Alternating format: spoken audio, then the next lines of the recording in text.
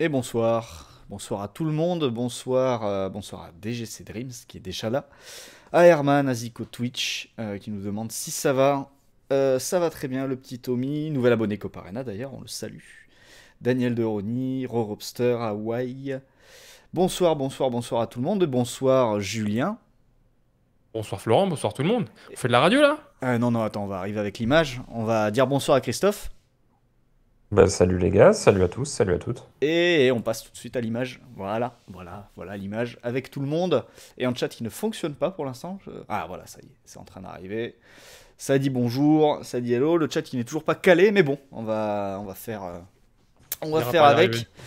avec. Non, il est toujours un petit peu bizarre. On n'a pas vraiment réussi à bien le régler. Mais Julien, bah, on va revenir sur ce deuxième match entre le Shakhtar et Monaco, avec un dénouement finalement assez tragique pour les Monégasques. Ouais, on va détailler les chiffres dans un instant qui sont encore plus cruels pour Monaco, qui illustrent que jamais Monaco aurait dû perdre cette double confrontation. Puis au-delà même des chiffres, c'est l'impression sur les deux matchs que Monaco a été dominé quoi, une demi-heure peut-être sur les 210 minutes de jeu. Il y a eu vraiment des grosses phases de domination qui ont été concrétisées parfois. D'autres fois, il y a eu des occasions vendangées qui coûtent cher maintenant. Et c'est dommage parce qu'on a vu vraiment une équipe de Monaco qui méritait, dans son plan de jeu, dans son application, de passer, qui a été trahi par l'un de ses mots depuis le début de saison, c'est son manque d'efficacité devant le but, qui aurait permis de tuer le match beaucoup plus rapidement. Ouais, Christophe Yekouza nous disait ce soir 25 tirs pour Monaco. On va voir les stats, je vais aller les chercher juste quand on va passer sur la scène suivante pour les montrer. Mais c'est vrai que on attendait beaucoup de cette double confrontation avec la déception de voir au moins une de ces deux équipes passer à la trappe. Et finalement, on est peut-être encore plus déçu parce que c'est peut-être la moins bonne des deux qui est passée quasiment. Oui, c'est clair, c'est avant la double confrontation, même si j'aime bien Monaco, je me disais quand même, ce Shakhtar de De Zerbi, ça serait un peu dommage de le voir en Ligue Europa et non en Ligue des Champions. Déjà après le premier match, j'étais un petit peu mitigé, je me demandais à quel point il y avait une part de gestion dans le fait que cette équipe n'ait plus fait grand-chose après l'ouverture du score. Et du coup, j'avais basculé, ou je sais pas, j'étais peut-être 60-40 Shakhtar, même si encore une fois, c'est vraiment un peu instinctif, quoi. Mais disons, j'ai l'impression que j'étais quand même un peu plus pour le Shakhtar avant la double confrontation. Là, je suis vraiment hyper déçu parce que non seulement tu perds une équipe de Monaco qui est capable d'avoir, visiblement en tout cas sur ce 25 août, un plafond bien bien plus élevé que le Shakhtar. Donc du coup, si tu parles simplement en termes de compétition, bah, je pense que la meilleure des deux équipes n'est pas passée. Donc du coup, que la Ligue des Champions sera un petit peu moins relevée. Et deuxièmement, je suis pas persuadé, donc déjà un, voilà, Monaco éliminé, et deuxièmement, je suis pas persuadé que le Shakhtar ait finalement la capacité de régler certains des problèmes qu'on a vus ce soir, quoi. C'est-à-dire que, ok, tu pourras avoir un travail des sorties de balles, des choses comme ça. Maintenant, je pense qu'il y a quand même d'autres équipes qui seront capables, juste sur les intentions, sur le physique, de mettre le même pressing que Monaco dans les prochaines semaines. Et le Shakhtar va pas se mettre à réussir à sortir super facilement de ce pressing-là toutes les semaines. Donc du coup, en plus, je me dis, c'est même pas comme si bon, le Shakhtar, dans certaines configurations différentes, va pouvoir être hyper intéressant. J'ai peur que d'autres équipes arrivent et puissent mettre des 2 ou des 3-0 avec un peu plus de réussite au Shakhtar et que du coup, tu puisses même pas avoir ce plaisir-là de te dire, bon, t'as quand même une équipe assez spectaculaire qui est passée, parce que l'équipe de ce soir, tu me dis pas que c'est De Zerbi qui est coach, tu me dis c'est Michel Derzakarian. Honnêtement, je suis pas sûr de voir une énorme différence dans la façon dont ça joue, quoi. Ouais, Julien, bah, par quoi veux-tu commencer? Est-ce qu'on fait les compos? On peut commencer par les compos et aller sur les stats Ouais, après, commençons. peut-être. On va commencer Elles n'ont par. pas été si différentes que le match aller, donc ça n'a Ouais, pas ça n'a pas beaucoup forcément bougé. changé grand-chose. Il y a eu quelques ajustements, notamment dans les buts. On se disait que ça pouvait se jouer là, avec le retour de Nubel dans les buts côté monégasque, lui qui était absent à l'aller, c'était Majeski qui avait été dans les buts. Et puis la titularisation de Piatov en l'absence de Trouin blessé, on pouvait se dire est-ce que ça allait être un facteur favorable pour les monégasques, parce que bon, Piatov, en plus, le ventripotent Piatov désormais pouvait offrir quelques situations. Il a d'ailleurs un petit peu été fautif sur le premier but monégasque, mais sinon c'était un petit peu la même approche en tout cas des deux côtés. Et d'ailleurs, même dans l'animation défensive monégasque, on pouvait se demander s'ils allaient ajuster des choses. Ils se sont vraiment appuyés sur les mêmes mécanismes qu'au match aller, avec plutôt un 4-1-4-1 en phase défensive, en tout cas avec Fofana qui venait avec Folland pour presser le double pivot du Shakhtar. Et sur ce coup, ça a été encore plus efficace même qu'au match aller, parce que dès la première minute, on a eu une vraie grosse intensité mise par Monaco et donc une grosse domination. Alors, si sur les compos dessinés, alors c'est un peu fouillis hein, au niveau des noms dans l'entrejeu, mais on va dire que ça illustre un petit peu la densité mise par Monaco et l'agressivité mise sur les porteurs de balles ukrainiens. Ouais, bah on va aller voir ça de suite, l'entame de match de l'AS Monaco. Et je vais te laisser d'ailleurs développer là-dessus, puisque tu parlais du 4-1-4-1 de Monaco. Là, on change de scène, on passe sur la palette. Et donc là, bah, on le voit très bien dessiné, hein, mais bon, là, on est quasiment à la mi-temps. On voit bien, la ligne de 4 de l'AS Monaco en phase défensive. On voit bien la ligne de 4 du milieu de terrain avec Tchouaméni qui était joueur intermédiaire. On voit les marquages individuels avec Tchouaméni sur je pense que c'était Marcos Antonio, c'était Alan Patrick, ça dépend. Alan Patrick, ouais. Alors, Ouais. ils ont beaucoup permuté, Alan Patrick, Marcos Antonio, entre qui était le plus bas, le deuxième aux côtés de Maicon, et qui était numéro 10 entre les lignes. Ouais. Marcos Antonio qui était ici et là c'était Maicon avec Folland. Donc ça c'était la position médiane des Monégasques, mais c'est vrai que dès le début de match il y a ces situations où par exemple sur une touche on voyait directement l'envie des Monégasques d'aller chercher très haut, d'aller agresser, où là on voit le 4-2-3-1 de l'ASM en phase offensive. Ouais, sur une touche, bon, c'est toujours 4-3-3. un petit peu, c'est toujours un peu délicat Ouais. d'en tirer des Et enseignements. ça reste quand même intéressant de voir la position par exemple de Golovin ici, Ouais. qui est vraiment très à l'intérieur, avec par contre, Folland ouais. un peu plus haut et Fofana qui était là. Donc ça c'est D'ailleurs, sur on une voit touche. qu'il y a un surnom monégasque en plus, ouais, avec Ouais. même le long de la ligne de touche, on a vraiment la volonté d'empêcher le Shakhtar de sortir de cette zone-là, alors qu'il y aurait le risque de les laisser renverser à l'opposé. Parce Ouais, qu'en plus, ils laissent leur allié opposé complètement écarté pour profiter éventuellement d'un renversement. Et on a même Maripane qui sort sur le décrochage de Traoré ici. Autre séquence où on voit l'envie des Monégasques d'aller chercher très haut, c'est quelques minutes plus tard, où là on est sur une sortie courte. Et on Je te coupe Flo parce que tu as Vas-y. des outils en haut à droite. Moi, je vois l'interface sur laquelle tu agis. En haut à droite, tout en haut à droite, tu vois les petites icônes pour t'aider à tracer les lignes plus rapidement. Clique sur outils. Voilà, tu as l'outil directement à disposition. Ben oui, D'accord. Pen.net, logiciel magique. Que Je ne maîtrise un peu savais plus. pas qu'il y avait ça. Mais ouais, parfait. Et là, donc, on voit l'organisation des Monégasques avec du 1 contre 1 ici, avec Folland sur Maicon et du coup Fofana sur. Cette fois, c'est Alan Patrick, justement. Marcos Antonio C'est Alan Patrick qui a était commencé un petit peu double plus haut. ouais. Évidemment, le travail de Ben Yedder qui était de couper en deux le terrain une fois que Piatov a choisi un défenseur. Ben Yedder doit couper la relation entre les deux centraux et ensuite on a tiré vers le côté avec Golovin qui s'occupe du latéral. Et derrière, surtout, moi ce que j'ai trouvé très important dans le début de match de Monaco, et d'ailleurs c'est directement visible sur le but, c'est que quand tu as une mise en place aussi individuelle, le vrai danger, c'est que le central, ici par exemple, ce central-là avance avec le ballon ou trouve une passe qui casse les lignes et qui permet de trouver directement l'avant-centre qui décrocherait dans la zone de Tchouaméni et Marcos Antonio.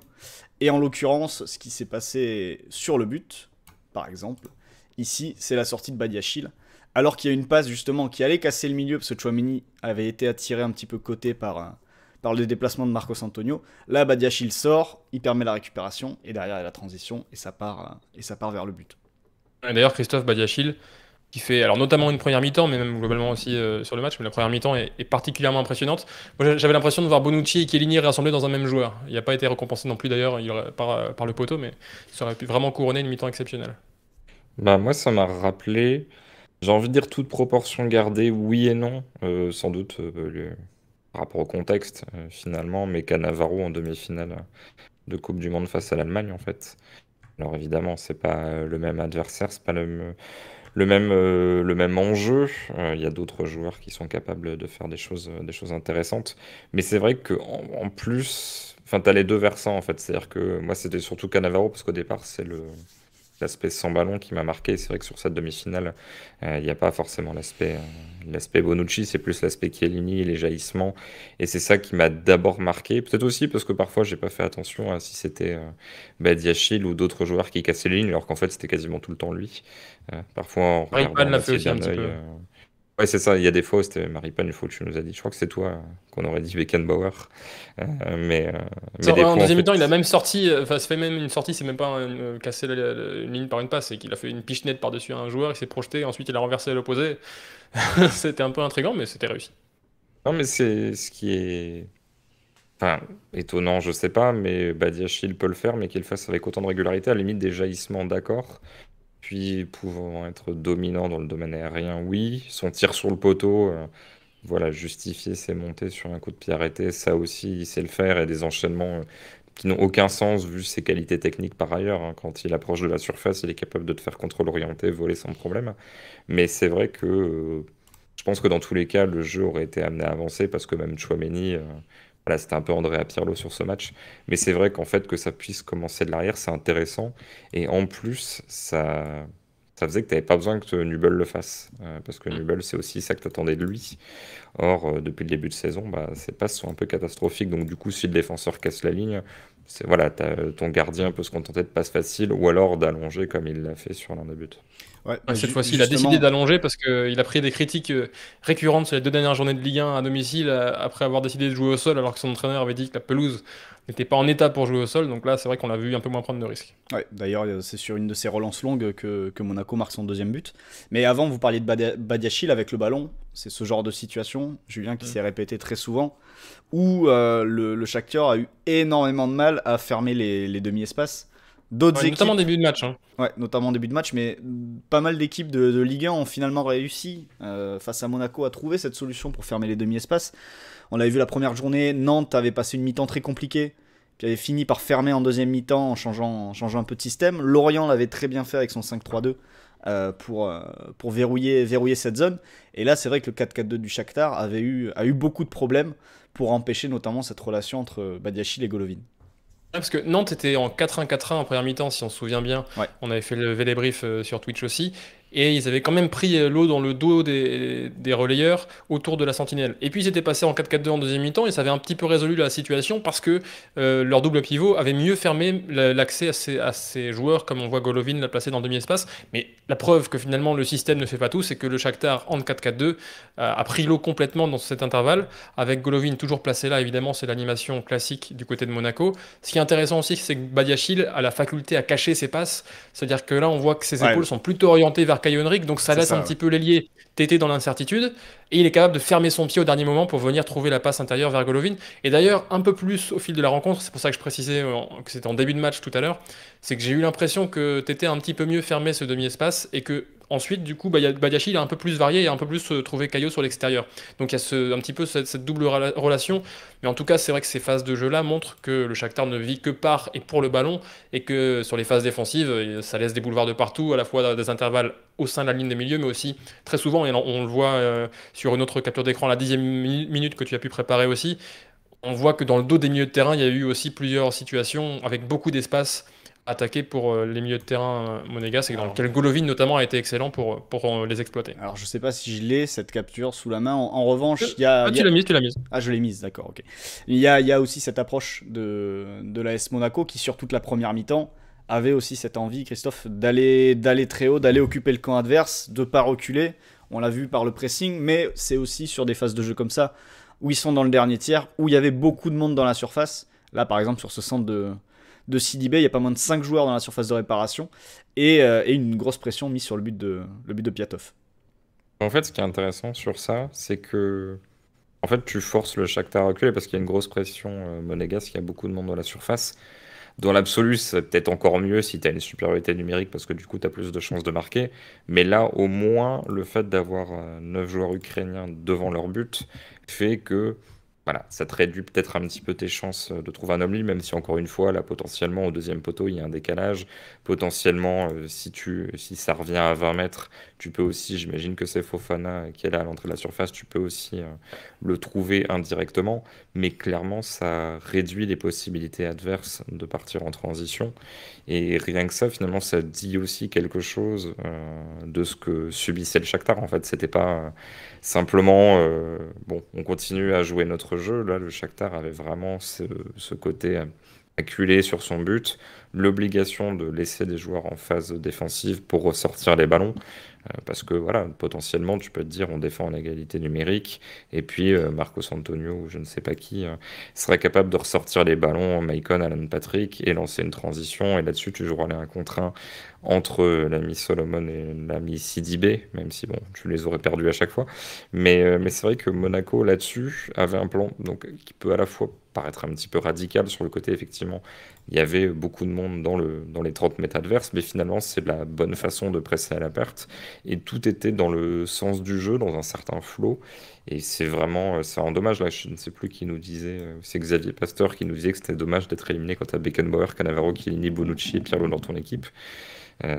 C'est vrai qu'on peut même rajouter. Alors Beckenbauer, c'était un peu pour la vanne, mais le match de Sidibé est assez exceptionnel. Il y a un petit côté, je sais pas, tu rames quand tu rames jouer latéral. Maintenant, c'est vrai que l'écart Dominer vraiment ses adversaires directs physiquement, c'était impressionnant aussi. Ouais. Ouais, mais disons l'écart entre à la fois les meilleurs joueurs du match et les moins bons joueurs du match côté monégasque est quand même assez énorme. Parce que c'est-à-dire que t'as aussi 2-3 mecs, l'entrée de Jean Lucas, la finition de Ben Yedder, où moi, passer les 2 buts, j'ai quand même pas mal de choses à redire. Le coaching, de manière générale, on peut se poser des questions, même si une partie est forcée. On peut pas dire que les entrants de Kovac aient forcément apporté des choses. Puis surtout la maladresse, hein, parce que, encore une fois, en gros, on est sur un débrief un peu chiant, parce qu'on va quasiment uniquement analyser des mécanismes qui ont permis à Monaco de dominer, parce que concrètement, hormis un quart d'heure, 20 minutes, peut-être en deuxième, où Monaco laisse un peu plus la balle. Là, quand Julien parlait, j'écoutais Chouameni qui disait que c'était voilà, c'était pas forcément voulu, mais qu'ils concédaient rien. Donc, du coup, ils étaient toujours dans leur plan de jeu au moment où le Shakhtar avait un petit peu plus la balle dans le camp adverse.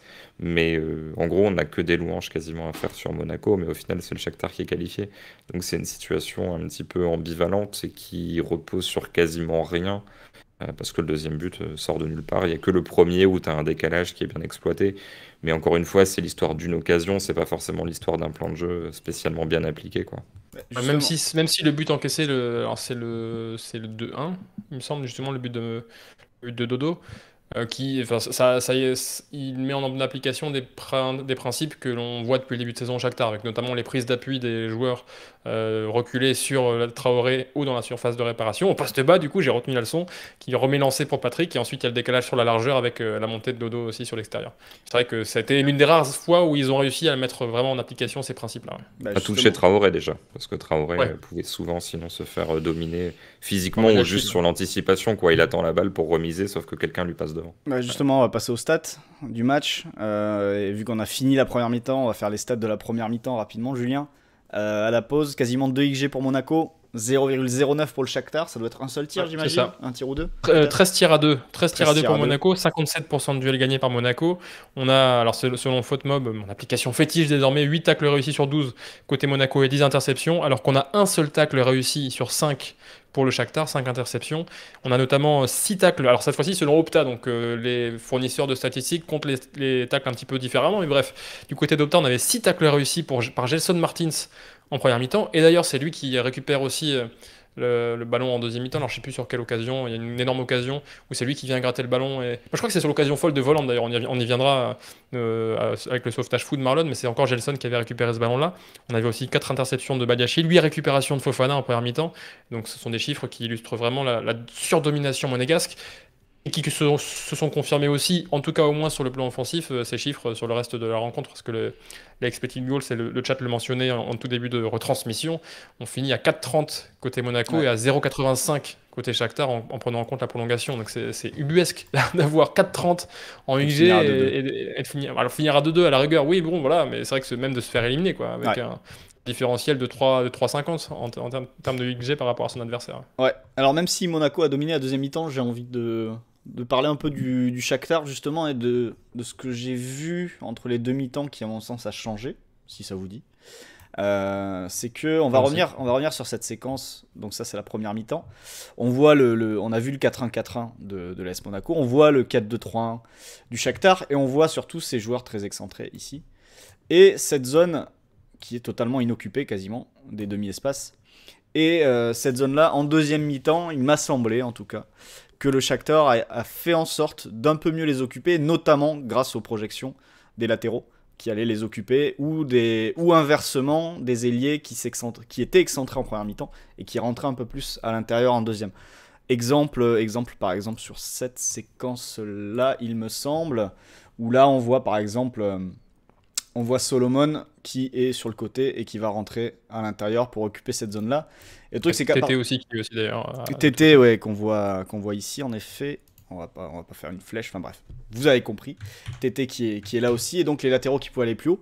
Mais on pouvait avoir aussi l'inverse, c'est-à-dire que par exemple, sur cette séquence-là, c'est l'inverse avec TT qui est au large, et c'est le latéral, c'est Dodo qui a fait cette course-là pour se retrouver à l'intérieur et occuper du coup Badiachil, qui en première mi-temps, en gros dans cette zone-là, les deux centraux de l'AS Monaco, il ne devait que gérer un seul joueur, c'était Traoré qui décrochait ou pas.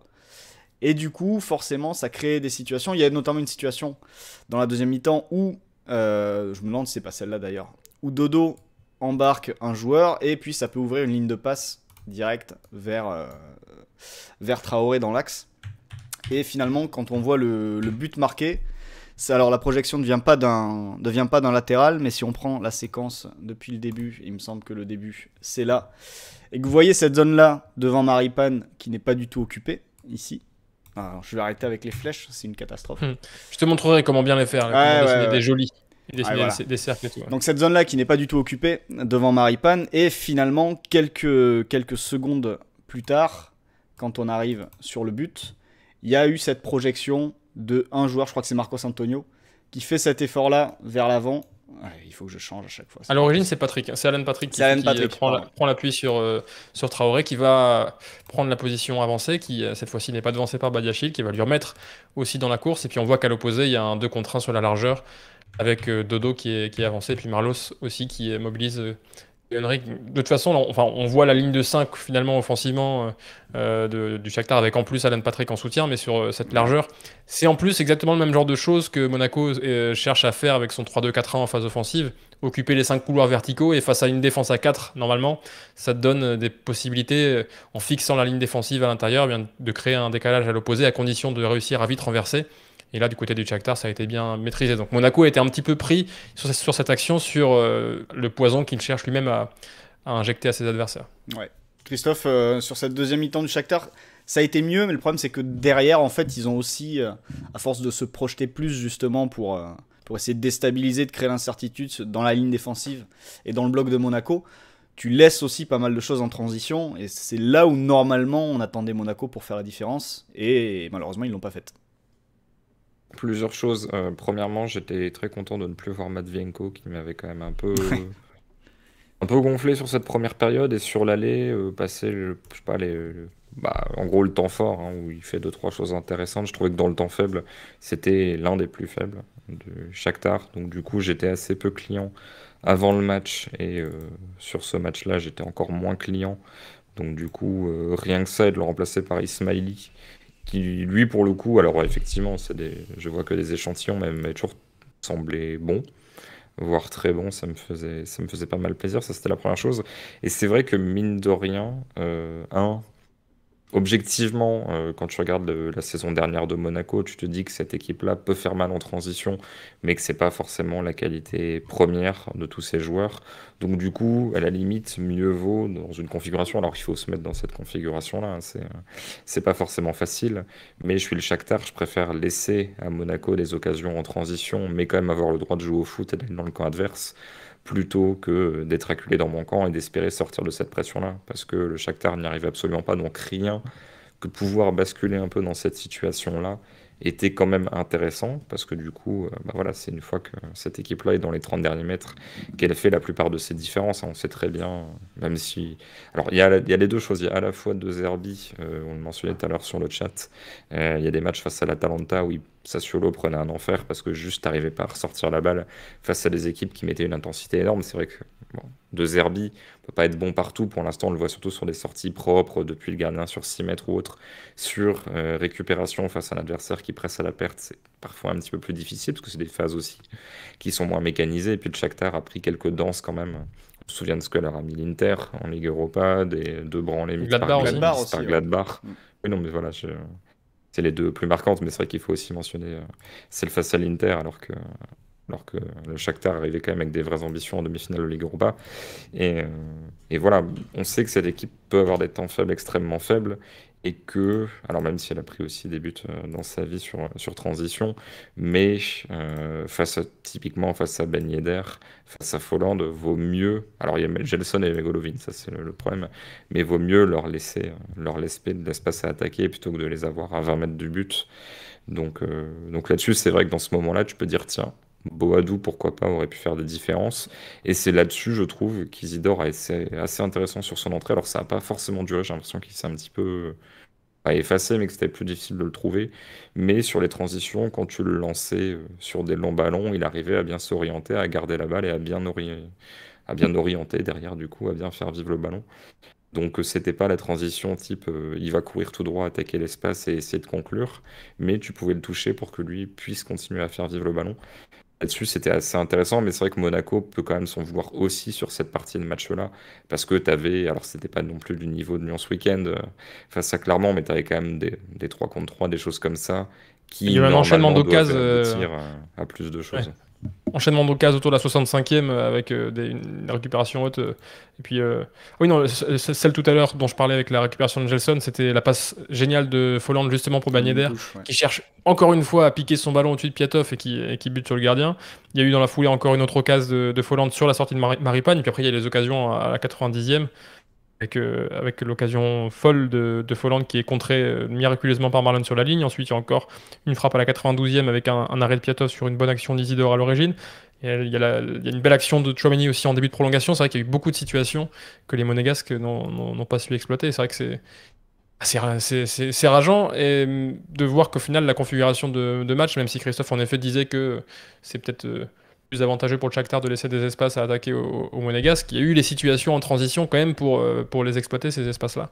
Et c'est peut-être pas finalement l'entrée d'Isidore qui sera la plus marquante, mais peut-être la sortie de Gelson Martins, le Ouais, chat aussi bah, mentionné, oui, oui, oui. posait la question, et c'est vrai que ce remplacement de Gelson, en plus au moment où il y a des espaces attaqués par Jean-Lucas, qui est plutôt à la base un milieu axial, même s'il a la mobilité peut-être pour pouvoir apporter dans d'autres zones, c'est vrai que c'est un peu interrogé. Parce qu'en plus, on peut repasser carrément sur une image. C'est sa première, je pense, transition. C'est aux alentours de l'heure de jeu, où il va être lancé par Fofana, il me semble, ouais, en profondeur, où il fait un bon appel, où il part de l'extérieur, il rentre à l'intérieur. Tu vois, Julien, j'arrête de faire des flèches. Je mets juste le curseur pour l'instant.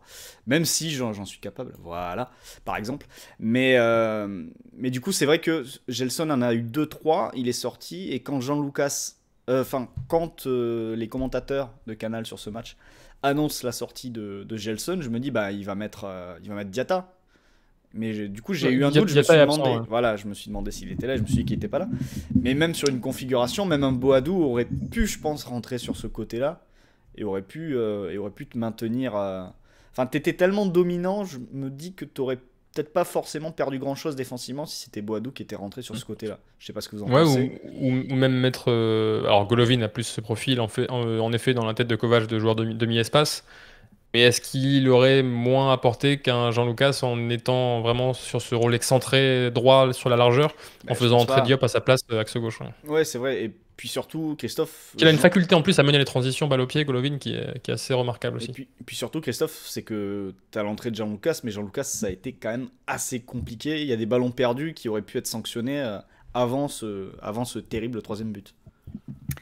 C'est quand même un truc avec cette équipe de Monaco qui est que les performances individuelles d'une partie de l'équipe sont assez difficiles à lire. C'est-à-dire que Badiachil, encore une fois, bon, pas pour revenir, mais je ne vais pas dire que ça sort de nulle part, mais il n'y a quand même pas une régularité énorme de ses performances. Hein. C'est pas un taulier de l'équipe depuis que Kovac est là, il est dans une forme de rotation. Sidibé est exceptionnel sur les deux matchs. C'est pas non plus son niveau habituel, même s'il est mieux depuis 6-8 mois. Maripane, il y a eu des hauts, des bas. Il est de mieux en mieux avec ballon, alors que c'était pas forcément ce qualité première. La Fofana sur le début de saison était totalement déclassé. Il était même pas dans le groupe ce week-end, match où j'étais d'ailleurs au stade à Monaco. Et là, il est très bon sur ce match-là. Jean-Lucas était donc passé devant Fofana. Là, sur son entrée, il est pas énorme. Je trouvais que son début de saison était peut-être un petit peu survalorisé dans les médias à droite à gauche. Je trouvais que c'était propre ce qu'il faisait, mais que ça restait quand même assez loin de Tchouaméni, qui est l'une des seules valeurs sûres. Les autres valeurs sûres, c'était un peu Ben Yedder, surtout Folland, parce que Ben Yedder, depuis le Covid, c'était un petit peu plus compliqué. Et là, Folland a, je pense, un peu de mal à se remettre en forme post-Euro, voilà, d'être vraiment à plein régime, parce que c'est vraiment le joueur qui faisait tout. C'est-à-dire, il pouvait être à la finition, à la passe, dans le pressing. Enfin bref, tout ça pour dire que c'est quand même des courbes de forme assez sinusoïdales et du coup, tu sais pas toujours ce que tu peux avoir. Tu as eu, je pense, la meilleure version de CDB et de Badiachil, sans doute même peut-être au-dessus des espérances de Kovac au moment où il l'aimait. Peut-être aussi pour Fofana qui, encore une fois, là, se retrouve sur la forme qu'il avait sur le début de saison dernière. Et inversement, t'as des joueurs comme Diop, je sais pas, mais Aguilar qui a plus de mal depuis quelques temps. Là, Jean-Lucas, tu pouvais espérer qu'il puisse quand même t'apporter une forme de contrôle, faire des petits décalages et finalement que les différences viennent d'ailleurs, peut-être avoir un Golovin un petit peu plus encore utilisé en profondeur, je sais pas, même s'il sort dans la foulée et ça fonctionne pas du tout. Donc ça pour dire que je sais pas si c'est si facile que ça d'être coach de Monaco. Par contre, la seule chose sur laquelle on peut s'étonner, c'est effectivement la question du profil. À partir du moment où tu sais qu'il y a des espaces à exploiter, sortir Gelson Martins, c'est embêtant, même si, encore une fois, là je regarde sur le banc, sachant que l'ami Diatta s'est fait un peu dégommer la cheville Il n'y a pas lors de Tours ce d'excentré week-end. Il n'y a pas pas d'excentré d'excentré, naturel. c'est Boadou côté, ou alors si, mais il faut permuter, et tu vas aller chercher pourquoi pas du Jacobs, qui est un joueur qui peut faire ça, mais Ouais. Ouais, il est mais pas bon du tout contre l'Orient, c'est pas forcément son poste. puis Enfin dans, voilà, puis il y dans a la beaucoup symétrie, d'incertitudes. tu perds Caillot, ça t'oblige à faire monter Oui, Sidibé, enfin, ça fout tout le voilà, c'est du bordel dans bricolage. ton... Ouais, c'est vraiment du bricolage là pour le coup. C'est du bricolage. Mais Boadou côté, c'est pas, ça m'aurait pas forcément choqué. Après, t'es pas du tout obligé de sortir Gelson, il m'avait pas l'air blessé. Ouais. Donc, Après, même si j'ai l'impression que changement Gelson, décisif, c'est un joueur nul qui, l'ami Boudric, qui t'amène le but. Donc parfois, des mauvais changements peuvent avoir des bonnes conséquences. Mais bon. Justement, vous parliez de Tchouaméni tout à l'heure. J'ai vu ma timeline rapidement en pamoison devant son match, notamment la timeline étrangère. Et j'ai envie de parler un peu. Est-ce que Tchouaméni, ça peut être un départ, vu qu'ils n'ont pas la Ligue des Champions, d'ici la fin du mercato? La question va peut-être se poser. Après, alors, Tchouaméni, c'est d'actualité pour nous parce que on évoque en tout cas son cas dans l'une des parties de comment gagner un match de foot demain, qui sort demain en librairie, pardon. On évoque notamment comment il travaille sur le plan individuel. Il a travaillé sur le plan individuel avec une vraie vision tactique pour améliorer son jeu et comment finalement il a cette intelligence, lui, de réussir à se projeter en avant-match sur les problématiques qu'il va rencontrer sur le terrain pour vraiment ensuite être performant de la meilleure manière possible. En tout cas, c'est vrai qu'on le voit performant dans plein de configurations de jeu différentes, dans plein de phases de jeu différentes aussi. La récupération il est toujours aussi effrayant. On le mentionnait déjà au match aller.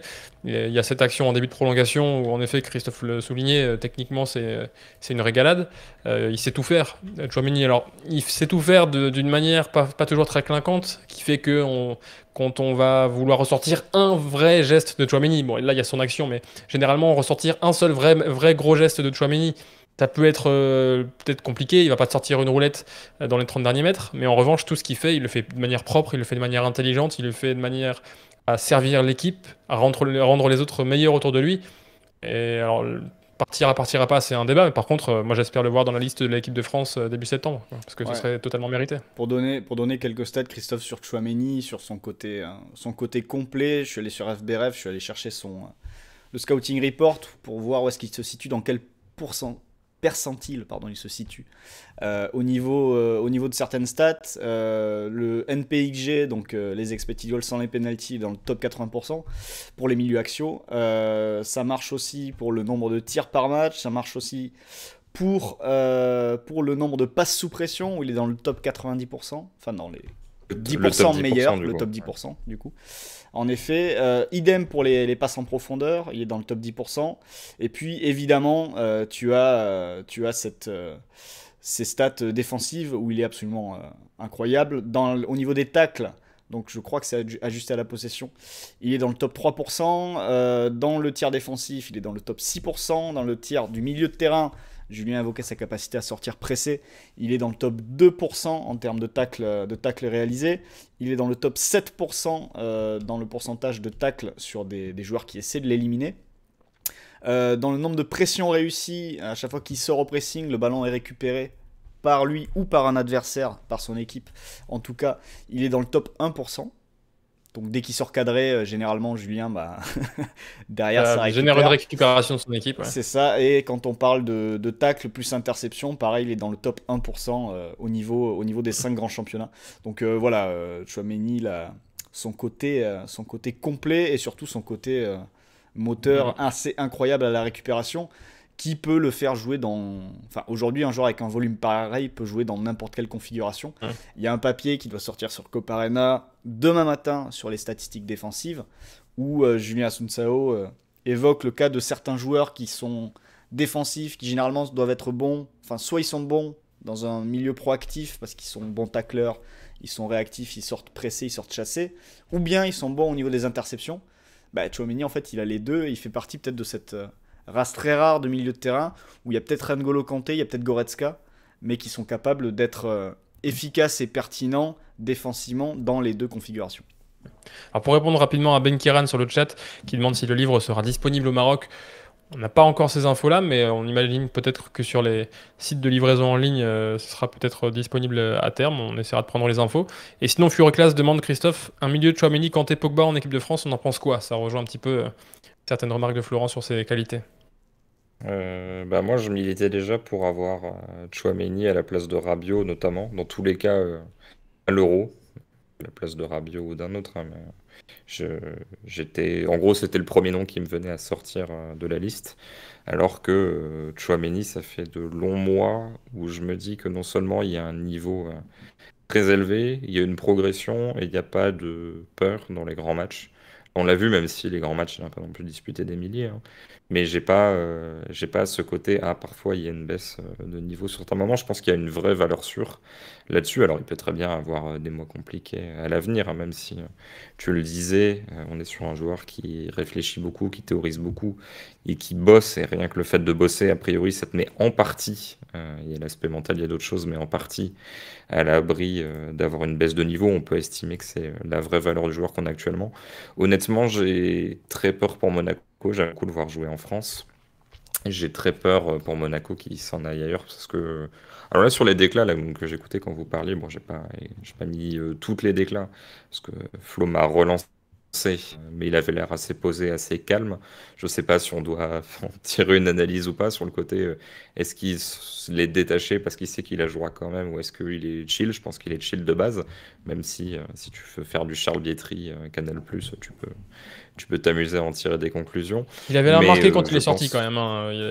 Voilà, il était affecté quand même par. Ouais, Il ouais. sort juste après le Il a eu 2-2. le temps de... Ouais, non, mais c'est quelqu'un de très bien et qui est toujours très calme face aux caméras. Mais je pense qu'il y aura des offensives de grands clubs Alors, j'ai pas envie de... Que je crois que l'on On est en perd train- Christophe dans on les en- limbes de la connexion nordiste. Ouais, Terrible. On est en train de perdre Christophe, mais le temps qu'il revienne, j'espère que ça va être assez vite. Mais ça a évoqué du coup le milieu Tchouaméni, Kanté, Pogba. dire de bêtises. Là, j'ai pas beaucoup de clubs en tête. Il revient, il repart. Je vois pas en quoi il serait moins bête. Bon, après, tu peux voir à quel niveau tu mets la Juve dans la hiérarchie européenne, mais même C'est merveilleux, c'est un condensé de l'intervention de du Christophe en côté fait. du Real, Ah, il bref. fait des super choses, etc. J'ai envie de voir Tchouaméni à sa place, quoi. Ouais, Sa Christophe, place. C'est vrai. on t'a un petit peu perdu pendant ton monologue. Moi, je voulais juste ajouter sur. Le concept, c'est ça d'ailleurs. On devrait essayer de couper nos interventions comme ça et de voir si elles sont pas plus intéressantes en prenant des bribes complètement déconnectées les unes des autres et voir si ça fait pas sens, tu vois. Ouais. Voir Ouais. si on dit pas moins de conneries que quand on parle normalement. Moi, j'avais juste une remarque à faire par rapport au milieu de Tchouaméni, Kanté, Pogba. Alors qu'on a perdu l'image de Christophe aussi. Il est. Enfin, en tout Ouais, cas, mais chez moi, c'est l'image statique. arrêtée est plutôt jolie. Ouais, ça va, il s'en sort plutôt bien. Mais moi j'avais un truc par rapport à Pogba, c'est vrai que Tchouaméni en tant que Bordelais, depuis qu'il est très jeune, c'était le joueur censé ressembler, marcher sur les traces de Pogba. Enfin, il y en a eu d'autres, hein, mais c'est vrai qu'à Bordeaux, voilà, il était présenté un petit peu comme ça. Et en fait, le joueur qu'il semble être en train de devenir, t'as l'impression que c'est la partie qui manque parfois au jeu de Pogba, c'est-à-dire le côté toujours à 100%, notamment quand le jeu... ah voilà, on a perdu Christophe, du coup on a perdu la scène complètement. Donc on est un petit peu coupé en deux, voilà, moi je suis là. Julien, faut que tu lèves un peu la tête. J'ai Euh, pas encore vu le passage voilà. à la nouvelle scène. Je Christophe va suis décalé revenir, sur je le pense. téléphone. Je remonte un petit peu, voilà, voilà. Pour compléter ce que je dis, en espérant que Christophe revienne.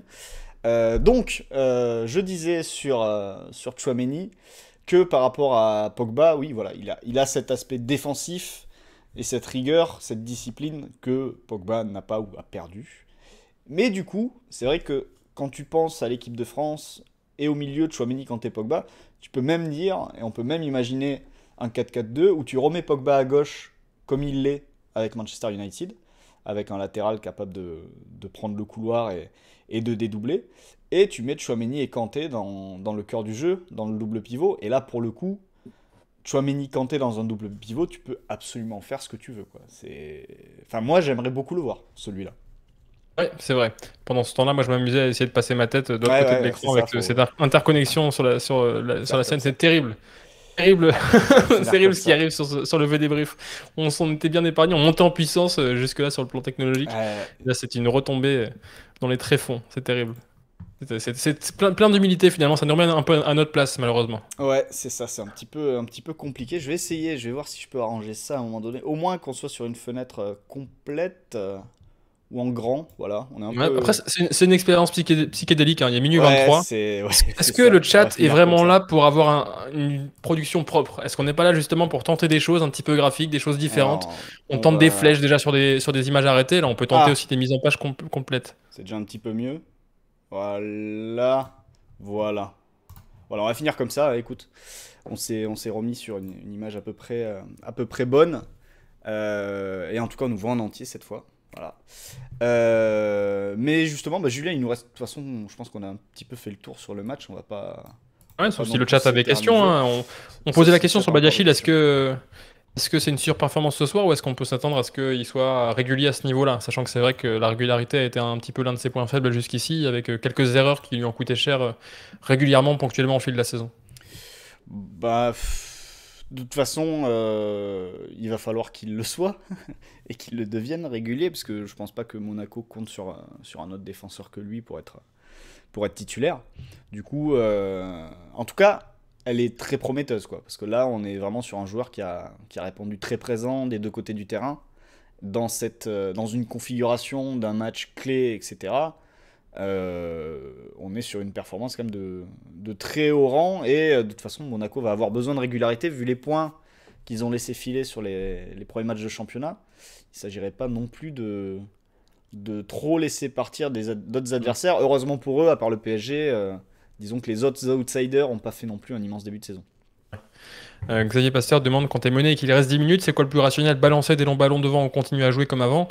Alors c'est délicat. Alors je vais resserrer la question sur la question des 6 mètres parce qu'il y a des études statistiques qui ont été menées par Tom Worville qui avait présenté ses résultats sur le forum Opta il y a quelques années, je crois que c'était en 2019 justement, c'était intéressant, sur les 6 mètres où il montrait en fait qu'un 6 mètres joué court avait plus de chances de déboucher sur une occasion dangereuse pour l'équipe qui le joue court, mais aussi plus de chances de déboucher sur une occasion dangereuse pour l'équipe adverse. C'est ce qui est logique finalement, puisqu'une perte de balle dans ces configurations est forcément dangereuse. Alors qu'à l'inverse, un 6 mètres joué long avait moins de chances de déboucher sur une occasion de but pour soi, parce que c'est forcément une situation plus incertaine avec un ballon long, avec un éventuel deuxième ballon qui a à chaque fois encore plus d'incertitude.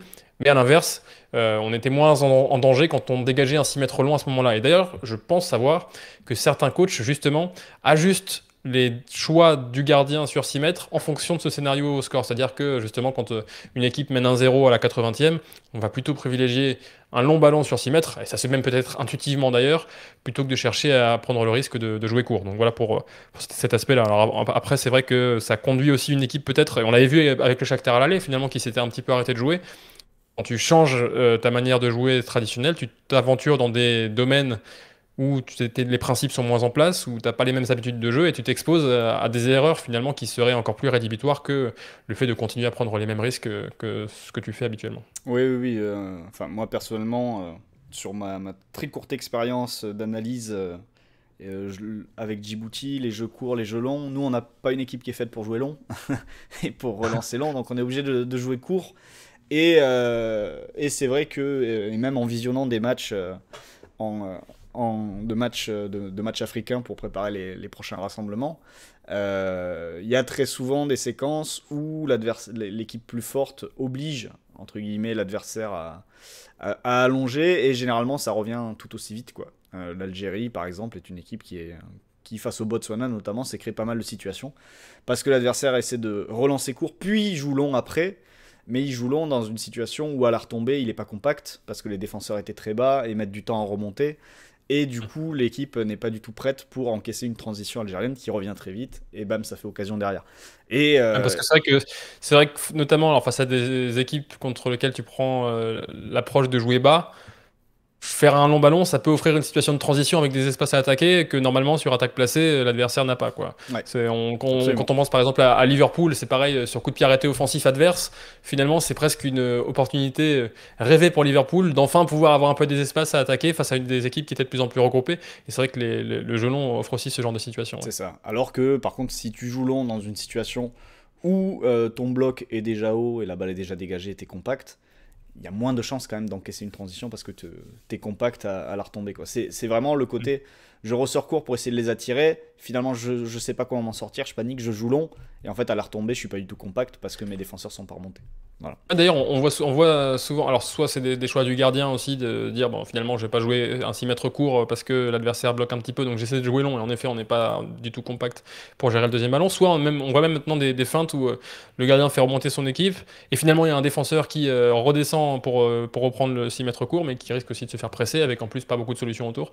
Donc c'est vrai qu'on est un petit peu parfois dans l'expérimentation sur ces zones-là, mais en tout cas c'est vrai qu'à partir du moment où on joue long, il faut maîtriser en plus les mécanismes un peu aléatoires de deuxième ballon avec le principe de se mettre, au moins être devant son adversaire direct si jamais il reste dans la zone de réception. Enfin, il y a des choses comme ça à maîtriser qui sont pas non plus toujours entraînées de manière très précise. Ouais. Ben, avant de finir, juste un petit tour pour remercier tous les gens qui nous ont suivis. Il y a pas mal de gens qui sont arrivés et qui ont commencé à nous suivre, donc merci à vous. On remercie aussi Pierre Roussel, Dan Outs et Thomas Zog qui se sont abonnés. Donc voilà. Merci, merci à vous. Et Julien, on va aussi mentionner le fait que tu as fait une première vidéo YouTube qui a retrouvé sur la chaîne Vue du Banc, vidéo sur le magicien TJ Savanier. Donc voilà, si vous êtes parmi les 109 personnes qui sont encore sur le chat a priori, si vous ne l'avez pas encore vu, vous pouvez y aller, ça dure une dizaine de minutes et ça revient sur le match de TJ Savanier face à Lorient, du coup. Un peu sur le même principe de ces débriefs finalement, parce qu'on ne veut pas se faire rattraper par la patrouille pour des questions de droit de vidéo, donc on prend des captures d'écran qui sont parlantes et on les décrypte pour finalement analyser le jeu de TJ Savanier cette fois-ci. On fera aussi des jeux d'équipe et des analyses de match, ce sera aussi un peu plus sympa. J'ai fait aussi City sur un type d'action qu'on a vu contre Norwich qui a débouché sur 2 buts similaires pour avoir voilà, ce genre d'analyse un petit peu plus variée. C'est vrai que quand on élargit un peu, parce que sur un joueur c'est délicat d'analyser un geste sur des images arrêtées, par contre pour des équipes avec des mécanismes collectifs comme on fait sur les VD-briefs, ça marche plutôt pas mal et ça permet aussi d'élargir un petit peu la réflexion sur des principes un peu plus larges. Donc c'est un petit peu le but de s'amuser avec ça. Et d'ailleurs tu en as déjà préparé une, mais on ne dira pas le thème, les gens le découvriront assez vite. Ah, tu l'as dit, pardon, tu l'as peut-être dit en effet. Autre question de Géraldine. Géraldo, merci les gars. Quel est le prochain concept qui sera développé sur Coparena? Pour l'instant, il n'y a pas de prochains concepts qui sont prévus. Il y a des concepts qui étaient en vacances et qui vont revenir à la rentrée. Christophe va reprendre les premières fois. Il donnera le thème lorsqu'il l'aura décidé. Les Tout Simplement Ligue 1 devraient aussi revenir avec de nouveaux thèmes. Ça, c'est Raphaël avec Edou et Yanis qui devrait se pencher sur le sujet. J'ai quelques idées, moi, à proposer au DG de Coparena, qui sont encore dans les tuyaux, mais absolument, on n'a pas encore développé. Tout est dans les tuyaux. Il y a un projet de jeu qui doit arriver à la rentrée. Donc voilà, pas mal de choses déjà prévues, des articles aussi. Kieran demande à quand le retour de Vue du Banc. Et c'est vrai qu'on reçoit des messages réguliers. Alors, le podcast, il revient quand? Bah oui, les gars, le podcast, il revient quand alors? Alors, le podcast, il revient quand? Le podcast, il revient quand on verra. Normalement, en fait, le truc c'est que le podcast, chaque année, on ne revenait jamais au mois d'août, on revenait toujours à l'issue de la première semaine de la rentrée. C'est-à-dire, on revenait toujours après la première trêve internationale, environ. Donc, mais les gens, ils vous ont entendu tous les jours pendant l'Euro. Ah bah, c'est ça. Vous avez créé un manque, les gars. Les gens ont pris l'habitude. On veut du Vue du Banc. C'est ça le problème. Donc, du coup, on reviendra peut-être après la première semaine de septembre, donc après la trêve internationale. On espère avoir l'info d'ici la fin de la semaine ou en début de semaine prochaine peut-être. Voilà. Ce que vous pouvez faire, alors je sais pas si on peut le dire, mais tout est à PMU pour réclamer le retour de Vue du banc. Je sais pas, on peut mener une campagne comme John Oliver là pour mobiliser les gens pour faire revenir Vue du banc le plus vite possible. C'est ça, oui, c'est ça. Pourquoi pas. À voir. Qu'est-ce qu'il y avait? Il y avait une autre question. Il y avait d'autres questions, il me semble. On me demandait si on pouvait faire des animations aussi en 2D sur les vidéos pour compenser le fait qu'on utilise des images arrêtées. Ça peut être une option, ça prend un peu plus de temps, c'est vrai, mais j'essaierai de regarder ça pour. C'est vrai que j'avais fait une ou deux fois sur Hambourg, notamment pour l'article sur Coparena. Donc ça peut être une option aussi pour essayer d'imager un peu mieux les situations qu'on va décrire. Ouais. Voilà. Bref, il y a beaucoup d'idées, il y a pas mal de choses qui vont revenir dans le podcast, on l'espère. En attendant, on sera sur Twitch. Malheureusement, on sera pas là demain parce que pour le tirage au sort, parce qu'on est tous assez occupés pendant les dernières heures et pendant les jours actuels et les jours à venir. Mais il est minuit 32.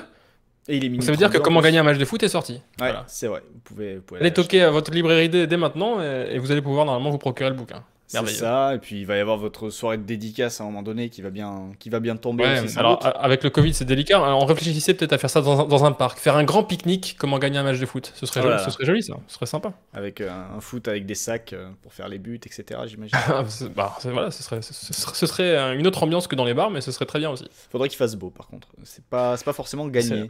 Ça c'est sûr. Comment réussir une dédicace, il faut qu'il y ait du soleil, c'est le prochain bouquin. C'est ça. Bon Julien, bonne soirée. Bonne soirée Florent, bonne soirée le chat, merci d'avoir été avec nous. Puis on se retrouve très vite. Je crois qu'on va notamment se retrouver potentiellement dimanche soir, peut-être. Alors pas avec toi, je crois Florent, parce que tu seras peut-être dans tes aventures djiboutiennes. En tout cas, on essaiera de faire un truc sur ce qui peut se passer dimanche soir du côté du stade de l'Aune. Il y aura peut-être un petit événement à analyser. C'est ça. Bonne soirée, bonne nuit. Ciao. Ciao tout le monde.